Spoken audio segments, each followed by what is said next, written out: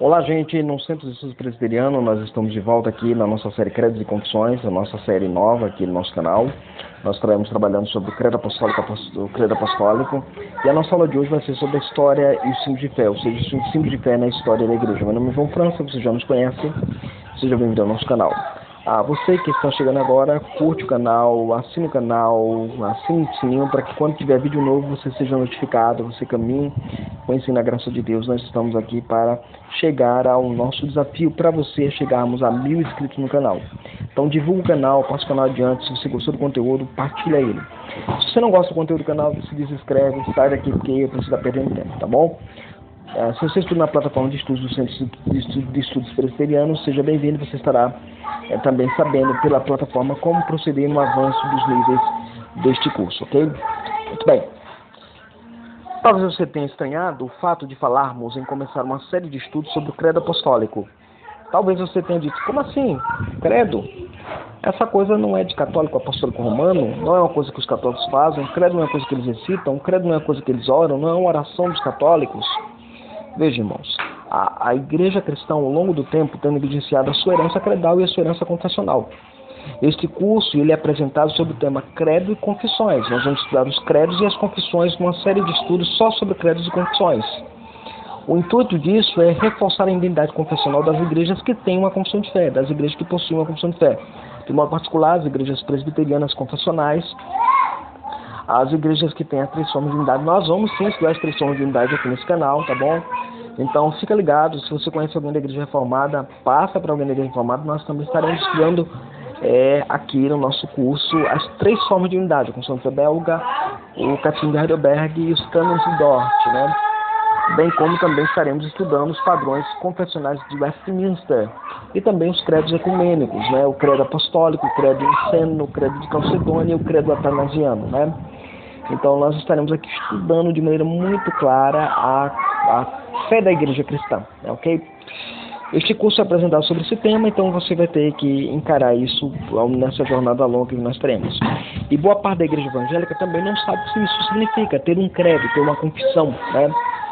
Isso para eles não tem importância, não há visto como importância uma coisa que seja de fato importante para a vida da igreja evangélica do nosso tempo. Nosso estudo hoje vai tratar de um dos símbolos de fé mais antigos da história da igreja, que é o credo apostólico. Nós vamos tratar sobre o uso dos símbolos de fé na história da igreja e assim nós vamos seguir o nosso conteúdo, o nosso estudo como um todo, ok? Muito bem, a primeira coisa que você precisa considerar é a definição de símbolo. O que é um símbolo? Você sempre escuta essa palavra símbolo, símbolo. Nós vivemos numa época de símbolos, né? A nova era é marcada por símbolos. Você tem jovens usando tatuagem, que é um símbolo. A tatuagem sempre reproduz algum símbolo que eles carregam. Você tem uma época em que a juventude da igreja trabalha com códigos, com símbolos, né? Gostam de histórias que têm símbolos, que têm mistérios, têm segredos, porque os símbolos ocultam mistérios, ocultam segredos. Assim, de igual modo, estudar o credo apostólico é um exemplo disso. A palavra, por exemplo, a palavra símbolo. O vocábulo símbolo deriva do grego symbalon,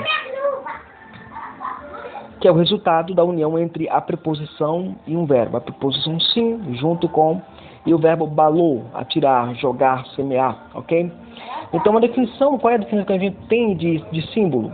Símbolo é um veículo de comunicação, é quando você lança uma comunicação, é quando você lança junto uma ideia, quando você lança junto, é quando o símbolo aponta para aquilo que ele simboliza, o signo e o significado. Nós aprendemos isso estudando literatura, estudando língua portuguesa, estudando a atração de símbolos da humanidade. A humanidade ela é marcada por símbolos. Desde quando o homem escrevia lá nas paredes rupestres algum símbolo, se tornou uma coisa bem equitativa, uma coisa bem pronta, bem comunicativa para o povo, ok? Também pode ser usado, o símbolo pode ser usado também para representar um povo, representar uma nação, representar uma crença. Por exemplo, a bandeira nacional do país, né? Ninguém pode rasgar a bandeira nacional do país porque é crime, porque ali é um traje ao povo, ao símbolo do povo. O povo é simbolizado, é representado, é apontado por aquele símbolo chamado a bandeira nacional do Brasil. O sinal da cruz, quem faz o sinal da cruz aponta para uma crença religiosa, ou a própria cruz aponta para um sinal religioso, para uma identidade religiosa, uma crença religiosa, algo que você tem, que nesse caso é o cristianismo.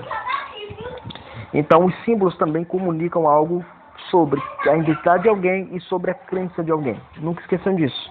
Então, quando eu trabalho o credo apostólico, por exemplo, o credo apostólico nós vamos ver mais adiante, e a gente vai ver também no credo, aí um pouco de estudo do credo apostólico, quando a gente for estudar o catecismo de Heidelberg, né, também. O credo ele é dividido em 3 partes: Deus Pai, nossa criação; Deus Filho, nossa redenção; e Deus Espírito Santo, a nossa santificação e a igreja.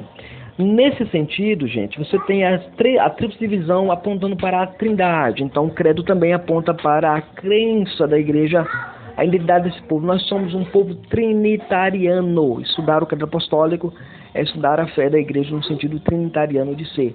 É claro que de maneira embrionária, nós vamos ver isso depois, mais adiante você vai ver com a exploração mais adequada do credo atanasiano e suas proposições, ok? Então você vai ter muito isso dentro da crença. E outro detalhe importante: o credo aponta não apenas para a identidade do povo, mas aponta para a crença do povo. O povo crê em Deus, que é o Criador de todas as coisas; em Cristo, que é o Redentor de todas as coisas; e o Espírito Santo, que santifica e cuida da igreja através da palavra de Cristo, através do Evangelho, através daquilo que ele é como aquele incentivador e promotor da santidade prática na vida da igreja. Ok? Muito bem. Seguindo aqui. Então, a segunda proporção que nós devemos trabalhar nessa aula de hoje é a igreja e os símbolos. A história da igreja está cheia de símbolos. O uso desses símbolos permitiu ao cristianismo sobreviver quando a igreja era perseguida nos primórdios da fé cristã. A fé cristã, logo no seu início, logo no seu nascedor, desde o nascimento do próprio Cristo, ela é perseguida. Vocês devem lembrar isso lá no Evangelho de Mateus. Quando Cristo nasce, o imperador, na ocasião, manda matar todas as crianças abaixo de 2 anos de idade. Então é a perseguição sobre Cristo. Apocalipse reconta essa história lá no capítulo 12, sobre o caso da mulher e o dragão. Essa história é recontada lá em Apocalipse de maneira muito interessante e que vale a pena dar uma lida. Ok? Então, quando você estuda a história da igreja, você descobre que a igreja, primitivamente falando, ela começou a ser perseguida, e até hoje ela é perseguida por ser uma igreja cristã, ou por ter o cristianismo como base elementar da sua crença, né? Ou fundamento da sua crença. Então, a fé cristã, ou a igreja cristã, o cristianismo na igreja primitiva foi perseguida logo no início, foi testada, foi provada a sua fé com perseguição. E para fugir dessas perseguições, a igreja desenvolveu um sistema de símbolos para representar e nutrir e fortalecer e deixar para gerações posteriores a sua fé registrada através dos símbolos. Os símbolos são pequenos ícones que nos reportam alguma coisa. Por exemplo, você abre a tela do seu computador, tem uns ícones lá naquela tela ali no computador, e aqueles ícones são símbolos que apontam para uma coisa que você precisa fazer. Por exemplo, o símbolo do Word, aquele W lá bem grande, você sabe para que ele serve. O símbolo aponta para aquilo que você pode fazer usando aquele símbolo. De igual modo, no nosso caso, na fé cristã, os símbolos do cristianismo apontam para uma realidade da vida cristã, ou daquilo que o cristianismo é. Ainda que nós não tenhamos, por exemplo, nós aqui do canal, nós não seguimos a ideia de um calendário litúrgico, mas nós sabemos que o calendário litúrgico ele é marcado por vários símbolos cristãos. Nós não vamos explorar todos os símbolos cristãos, porque não é nosso objetivo aqui, mas é trabalhar a ideia do símbolo propriamente dito, como nós já especificamos. Nesse caso, nesse primeiro momento, o credo apostólico, e aí sucessivamente os outros credos, e por fim as confissões de fé. Ok? Confissões de fé aqui nós já definimos quais são, né? Westminster e belga. Ok? A igreja tem uma relação muito próxima também com os símbolos primitivos da fé cristã. Uma vez que a igreja se valeu deles, vale a pena estudar um pouco sobre eles. Nós não vamos ter um estudo laborioso, um estudo aprofundado, porque não nos permite o tempo fazê-lo. Mas é importante você estudar sobre o credo, sobre os símbolos cristãos da igreja cristã, para você entender a riqueza que a fé cristã transmuta-se ao longo dos tempos, ok? Muito bem, seguindo aqui. O primeiro símbolo aí, o símbolo que nós temos é o símbolo do peixe, né? Então você tem lá, os cristãos primitivos valiam-se dos símbolos para preservar a sua vida e manter viva a sua fé. Então, primeiro, como assim preservar a vida, né? Como preservar a vida e como manter a fé viva? Em um mundo onde havia uma vasta adoração aos deuses, ou seja, um mundo politeísta, os cristãos eram acusados de 3 grandes crimes naquele primeiro momento. O primeiro crime deles eram 4 crimes, né? O primeiro era ser maus cidadãos, porque eles não davam as saudações comuns dos pagãos em Roma. Eles usavam sempre a saudação comum que eles tinham como cristãos. A segunda acusação é que eles eram vistos como canibalistas. eles se reuniam secretamente para comer o corpo de alguém. Essa é a interpretação que eles davam na ceia do Senhor. E havia um outro elemento também, que eles eram acusados de serem incestuosos, porque eu sou casado com minha esposa, e minha esposa a gente chama de irmã. A irmã Jéssica, por exemplo, ela é minha esposa. Então, na mente do pagão daquela época, ele era um ato incestuoso, tranquilo. Mas, por fim, eles eram acusados de ateísmo. Por que ateísmo? Porque eles adoravam um único Deus, né? E por adorar o único Deus, naquela cultura onde havia um politeísmo, adoração ao imperador, adoração a outros deuses, adoração a outras divindades, mas o imperador como Deus principal, era um problema muito sério que eles enfrentavam. Então, a primeira questão, os símbolos serviam para ocultar dos seus inimigos, de fato, a quem eles adoravam. E segundo, os símbolos eram usados como código para manter viva a fé. Quando eles olhavam para os símbolos, lembravam do que o símbolo dizia e se fortalecia na fé e na alimentação desta mesma fé, ok? Muito bem.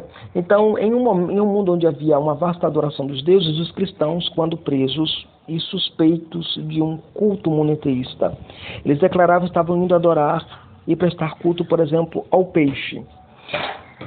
Por que o peixe? Porque o peixe, a palavra peixe na língua grega é a palavra iktis, né? A palavra iktis, a palavra peixe, que é esta palavra aqui, que aparece aqui no meio desse peixinho aqui, ó.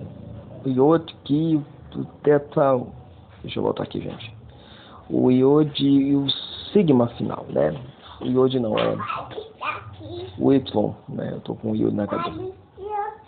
Então, essa ideia aqui ela é importante, né? É importante você ter isso aqui na nossa mente, como os cristãos primitivos, eles tinham isso, né?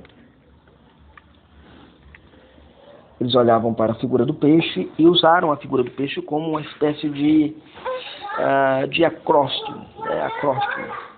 Acróstico, né? Um acróstico onde cada palavra representava um conceito teológico. Isso é importante. Teologia nascendo ali no meio da perseguição, né? Hoje a gente tem o nosso conforto e tudo mais, no nosso lar, nosso computador, nosso tablet. Produzir teologia a gente não consegue, mas a igreja primitiva, no meio da perseguição, conseguia produzir teologia e ainda criar ícones representativos dessa teologia, né? Dessa crença sobre a pessoa de Cristo, ok? Então, quando eles pegaram o nome Ictis, o nome peixe, eles já colocaram como um acróstico, né? Então você vai ter lá o iota, que é Jesus, o que é Christos, o teta, Theos, o y, que é Rios, e o sigma, que é Soter. Então você tem Jesus Cristo, Deus, Filho, Salvador. Então assim nós temos Jesus Cristo, Filho de Deus, Salvador. Então quando um cristão era preso por um soldado romano, e aí eles iam perguntar, a primeira coisa que perguntavam, você está indo para onde? Estou indo cultuar. Você vai cultuar a quem? Eu estou indo cultuar ao peixe. Eles podiam cultuar o peixe, mas não podiam cultuar a Jesus. E nesse caso, esses cristãos estavam falando do peixe no sentido do acróstico, né? Como nós falamos. Então, eles estavam dizendo assim, nós vamos adorar Jesus Cristo, Filho de Deus, Salvador. Essa é a ideia bem interessante. Aqui do outro lado, você pode ver aqui do outro lado, aqui, a expressão, né? Jesus Christos, Teui, Rius, Soter, né? Jesus Cristo, Filho de Deus, Salvador e o peixe. Em muitas cavernas primitivas da igreja, né? Nas muitas catatumbas, né? Nas catatumbas lá em Roma, você vai ter a figura desse peixe aí, com essa expressão sendo colocada lá no peixe, ok? O outro símbolos, os símbolos também e a origem do credo. É bom lembrar que os símbolos eles não apenas ficaram lá como uma figura, como um emblema, como um ícone, como a gente faz na área de trabalho do computador. Não. Eles geraram uma outra coisa. Como você abre o ícone da sua área de computador, no caso do Word, é para você produzir um texto. Você vai escrever alguma coisa, você tem a intenção de escrever alguma coisa. Então, eu preciso entender que os símbolos eles surgem para dar origem ao credo apostólico. E aqui, você tem aqui a letra Pi, e a letra Ki e a letra Rho. Desculpem, a letra Ki e a letra Rho junto. Uma outra forma da fé cristã apresentar o seu credo estava na forma de duas letras, Ki e Rho, apontando para a identidade de Cristo como o Messias prometido, né? Então, Christos apontava para a área do Messias que era prometido, o Shiloé, o Hamashia, aquele que a igreja esperava, né? Então aquele que o povo de Deus sempre esperou, que é o Messias do Senhor, aquele que o Senhor havia prometido, né? Havia também o símbolo de um círculo representando a vida eterna. Você, por exemplo, abre a Bíblia árabe, você tem lá um círculo indicando princípio e fim, vida eterna. E também havia um triângulo representando a Trindade. É claro que esse triângulo aqui que eu coloco aqui para vocês, ele não é o triângulo primitivo, mas a ideia que veio desenvolver-se disso, né? Então você vai ter lá a figura trinitária, Deus no centro, né? Então o Pai é Deus, o Filho é Deus, o Espírito Santo é Deus. Mas o Pai não é o Filho não é o Pai, e o Espírito Santo não é também o Pai e também não é o Filho, né? O Espírito Santo procede do Pai e do Filho. Isso aí é a teologia cristã ocidental para a questão da Trindade. Então, os símbolos, eles passam agora a dar corpo, né? A gente olha para o símbolo, começa a interpretar, e nessa interpretação você começa a ter o credo, a crença da igreja. A igreja começa a olhar para o símbolo e a partir daí começa a recitar a sua crença, ou definir a sua crença, ou apresentar a sua crença. Ok? Mas também os símbolos e os credos também você precisa considerar o seguinte, que o primeiro teólogo a usar a palavra símbolo em referência a um corpo de teologia, a um corpo de doutrina, foi São Cipriano em 250 depois de Cristo, né? Em referência a esse corpo doutrinário, esse corpo de teologia, ele usa a palavra símbolo para isso. Em suas cartas 69 ou 76, quando ele fazia referência a Novaciano, que havia rompido com a fé da igreja cristã, então Novaciano abandonou o símbolo da fé, ou seja, abandonou aquilo que a igreja sempre ensinou quanto teologia, enquanto ensino teológico.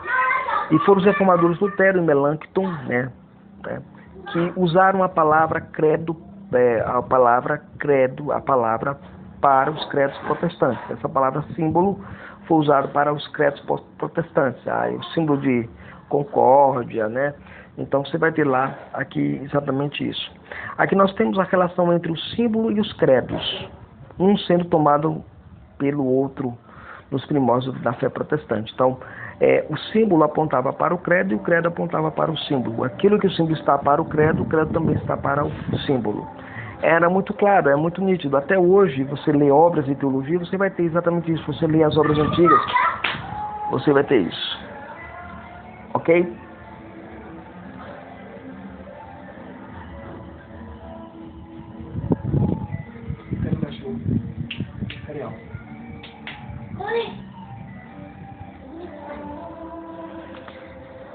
Muito bem, vamos seguir aqui. Os credos e as confissões.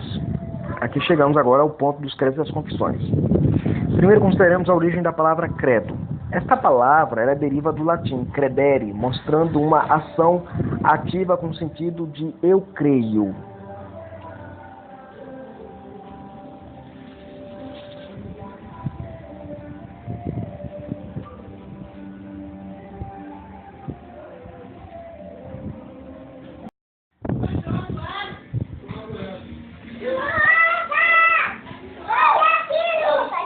Então, como nós temos dito, esta palavra deriva do latim credere, mostrando uma ação ativa com o sentido de eu creio, eu creio. A Bíblia apresenta a fé cristã em súmula de fé, ou seja, em suas súmulas de fé, em sumas de fé. Então, quando eu olho para a fé cristã, eu olho com pequenos resumos sobre a crença da igreja sobre determinados assuntos.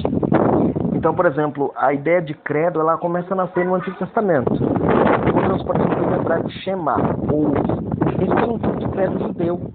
E há uma gama de leitura no Antigo Testamento que aponta para isso. Por exemplo, Deuteronômio capítulo 6, versos de 4 a 9, onde o judeu ele é instruído, de fato, a orientar, a instruir, a ensinar no caminho, no andar, no dia a dia, a palavra de Deus. E eles ouvem Israel, o Senhor teu Deus é o único Senhor. Isso é um dado muito interessante.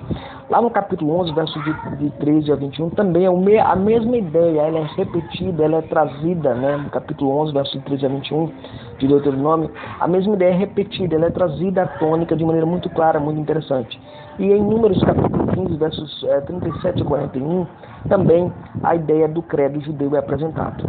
Ele era usado nas sinagogas e nas liturgias antigas, por exemplo, Deuteronômio capítulo 26, versos de 5 a 9, para se indicar um rito onde o Shema ele é recitado, enfatizado e colocado para a comunidade pactual daquele tempo. Então, havia uma crença, a crença num Deus absoluto, um Deus grandioso, um Deus guerreiro, um Deus vitorioso, um Deus abençoador da terra, aquele que cura a terra, aquele que sara as enfermidades, aquele que é o Deus pactual, aquele que é um Deus de família, aquele que é o Deus...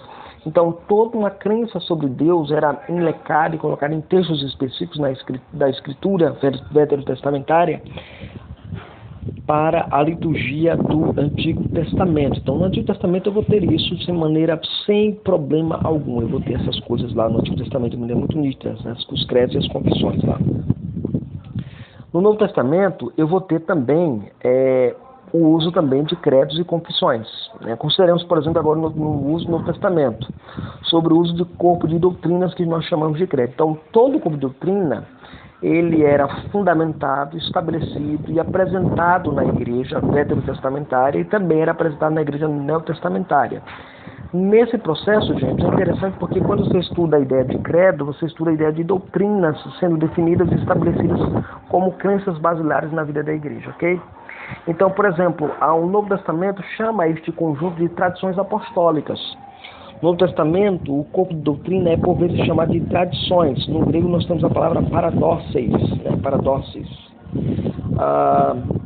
Segundo 2 Tessalonicenses 2,15, fala das tradições que são passadas adiante.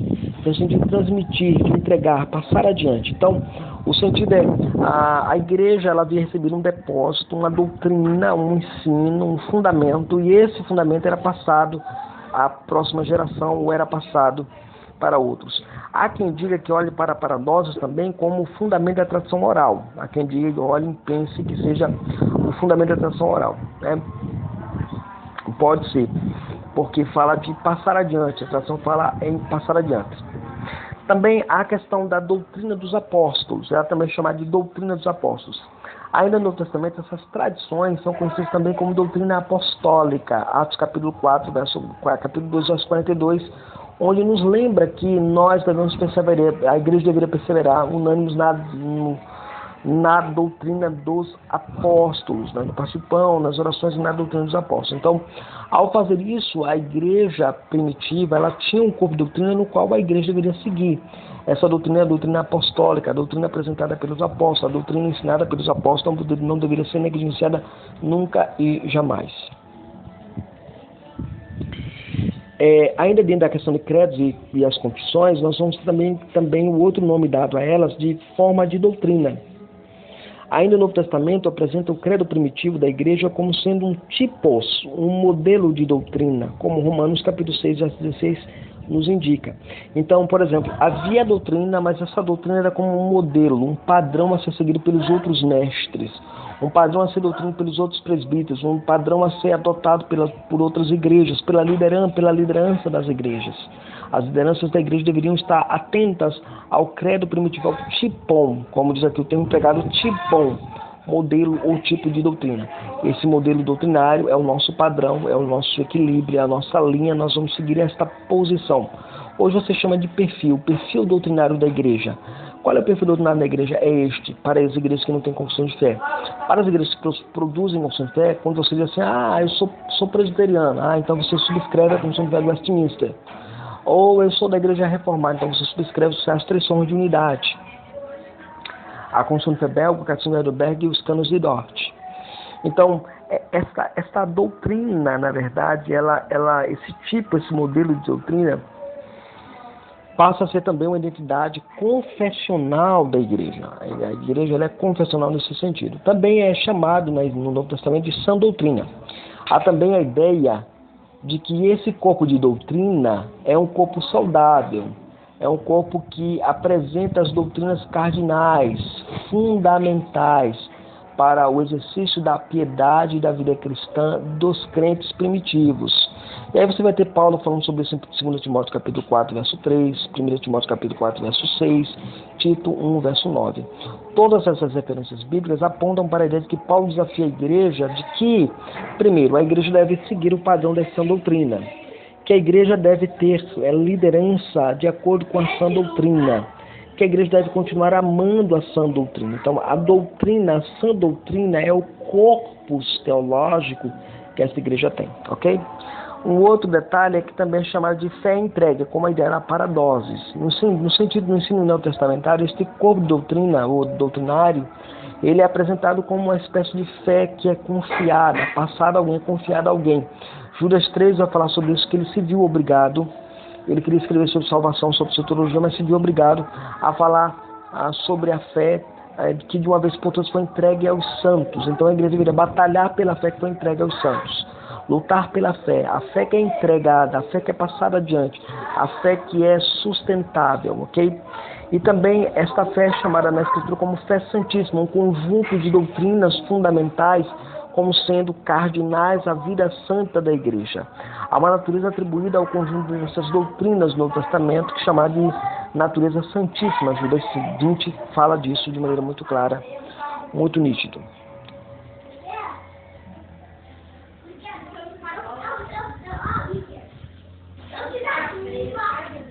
Mas aí eu preciso também considerar as principais confissões da igreja. As principais confissões da igreja, gente. Há no texto, no Testamento também, aquilo que parece indicar as primeiras declarações confessionais da igreja cristã, que podemos sumarizar como segue. Primeiro, a declaração de que Jesus é o Cristo. Logo no início da fé cristã, a igreja se viu obrigada a declarar a messianidade de Cristo, Atos capítulo 5, verso 42. Então, este Cristo agora pregado, ensinado, este Cristo foi perseguido, este Cristo que é anunciado, este Cristo que é pregado pela igreja, ele é o Cristo, ele é a mensagem, ele é o centro cardinal da construção da igreja. Ele sim é o Cristo. Por que isso? Porque naquele contexto os imperadores arrogavam para si serem mediadores e salvadores. E aqui na Escritura Sagrada, naquele contexto, Lucas registra que a igreja tinha a crença de que Cristo é Jesus, Jesus é o Cristo. Ok? Há um outro elemento também importante das primeiras confissões, é que Jesus é Senhor. Isso aqui foi um desafio muito grande para o Império Romano na época, porque César era Senhor. Então a igreja dizia, Jesus é Senhor. A doutrina do Senhor de Cristo era uma resposta da igreja à exigência de se conhecer quem realmente é soberano, César ou Cristo. Quem é soberano, César ou Cristo? Filipenses capítulo 2, verso 11 e 1 Coríntios capítulo 12, verso 3 apontam para o senhorio de Cristo como um todo. Cristo é Senhor acima de todas as coisas. E a terceira realidade da vida da igreja, que deu origem às primeiras confissões da igreja, é a crença que Jesus Cristo é o Filho de Deus. E outra declaração confessional da igreja era a filiação de Cristo. Cristo sempre foi visto como filho, como aquele que é o Filho de Deus. Então essa declaração apontava para a ideia da divindade do próprio Cristo. Atos capítulo 8, verso 37, Mateus 16, 16, 1 João capítulo 4, verso 15, apontam para a filiação de Cristo como Filho de Deus, o Filho encarnado, o Filho que se fez homem, o Filho que veio ao mundo para, de fato, salvar o povo dele. E, por fim, precisamos olhar também o uso dos credos e confissões também dentro da igreja, como a igreja usa os credos e confissões, né? Há igrejas cristãs que não possuem interesse pelos credos e nem pelas confissões de fé antiga. De fato, há muitas igrejas que nem sabem que existe credo, tem muitas igrejas que não sabem nem que existe confissão de fé. E o mais triste de nosso meio é que no nosso meio presbiteriano há muita gente mesmo que está jogando fora os nossos padrões confessionais, jogando fora os nossos padrões de fé, jogando fora a nossa doutrina. Nós precisamos resgatar a nossa doutrina, resgatar a nossa identidade confessional. E este curso é para resgate da nossa identidade confessional. Até as igrejas herdeiras da tradição reformada não têm valorizado o uso dos credos e nem o uso das confissões.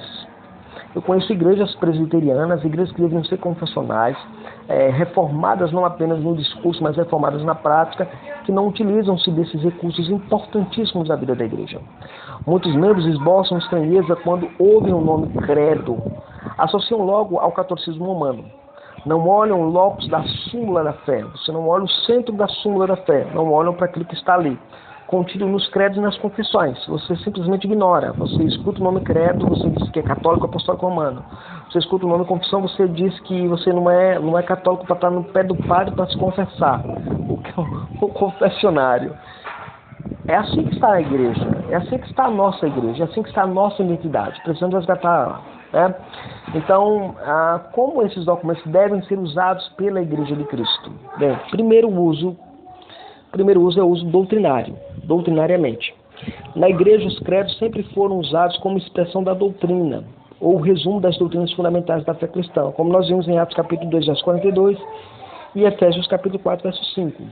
O uso deles inicialmente tinha um caráter doutrinário apologético, ou seja, quando eles começaram a ser usados na história da igreja, eles tinham um caráter de serem doutrinários, dar uma súmula, um resumo do que a igreja cria, e ao mesmo tempo ser apologético, não deixar que as heresias entrassem dentro da igreja com facilidade, mas encontrasse uma barreira que é o credo. O credo serve para isso, para ser a barreira ao modismo, às novidades teológicas que nós vivemos em nosso tempo. Nosso tempo é um tempo, sinceramente, horrível. É muita novidade teológica, tem crença para tudo quanto é lado. Ok? No segundo século, os credos eram conhecidos como regra de fé. Ok?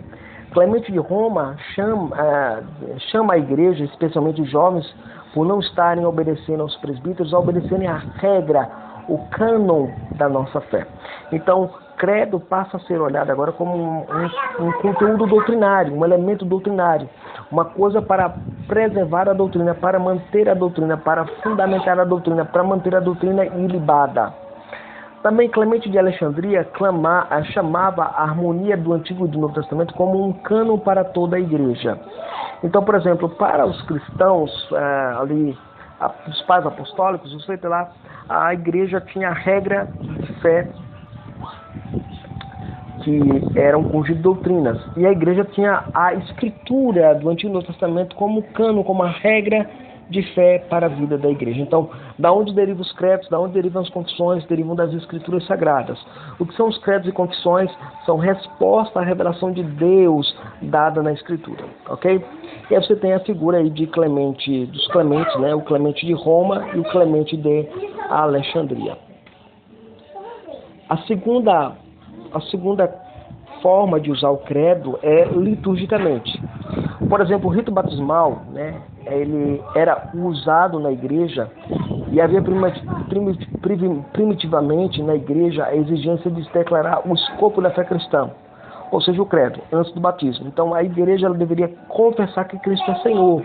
Você aprende isso lá em Atos capítulo 8, verso 37 e Romanos 10, 9. A igreja, você vê o caso de Eunuco aqui, que ele crê no Senhor Jesus Cristo e ele é batizado. Então, o rito batismal aponta para a ideia de uma identidade litúrgica da igreja. A igreja sempre liturgicamente, sempre introduziu dentro do seu rito o rito batismal, por entender ser um rito sacramental. Segundo, o rito eucarístico. A Santa Ceia ela tinha um papel importante na vida litúrgica da igreja e deveria ter mais. E antes do fiel participar dela, a igreja declarava a sua fé por meio de hinos, orações e exposições da leitura dos textos apostólicos. Você tem 1 Coríntios capítulo 12, verso 3, 1 Coríntios 16, 22, Filipenses 2, de 5 a 11. Ao olhar para essa perspectiva teológica, você percebe o seguinte, que o credo, ele nasce dessa circunstância da igreja.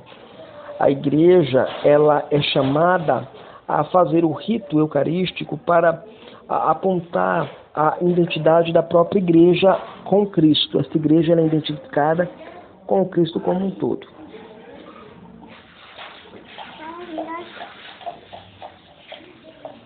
E a outra etapa é a chamada recitação litúrgica.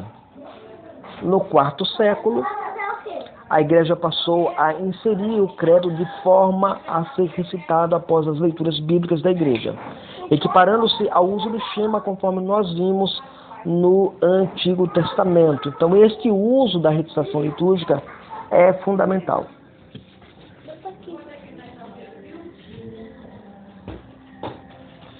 Ok? Então, nós temos aí uma razão para nós recitarmos o credo liturgicamente na igreja atualmente. Então nós temos aí a recitação litúrgica.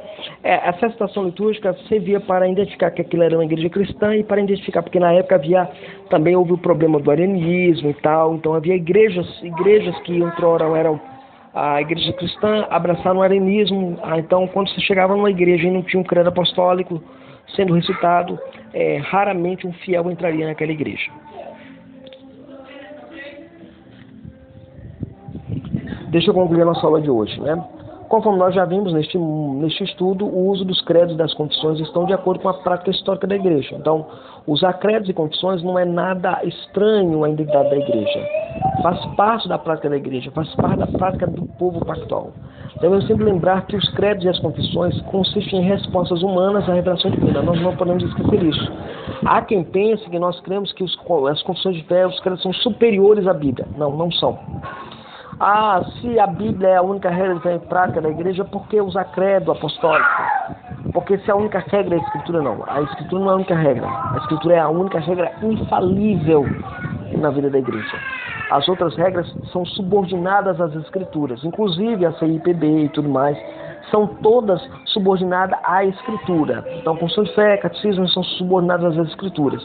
Então, o locus final de toda controvérsia, como a própria confissão de fé reconhece, são as Escrituras divinas.